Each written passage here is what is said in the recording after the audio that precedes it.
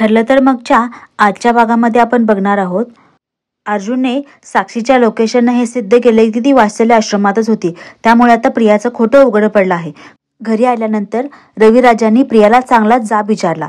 ते प्रियाला म्हणाले की खुनाच्या पहिल्या दिवसापासून तू फक्त हेच सांगत आलीयस की त्या रात्री साक्षी आश्रमात नव्हती, अजून किती खोटं बोलणार आहेस तन्वी?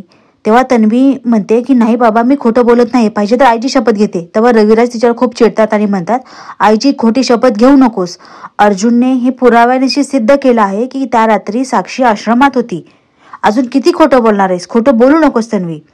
तेव्हा तन्वीला एक आयडिया सुचते आणि ती म्हणते हो बाबा, असं होऊ शकतं ना की मी साक्षीला बघितलं नसेल, जेव्हा मी लपून बघत होते ना, त्यामुळे मला माहिती नाही की तिथे कोण कोण होतं, मला फक्त विलास आणि मधुभाऊ दिसत होते।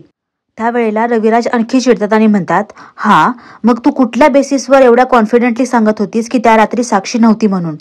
तू असं सांगू शकले असतीस की मी जिथून लपले होते तिथं फक्त मला मधुभाऊ आणि विलासच दिसत होते, मी साक्षीला तिथे पाहिलं नाही।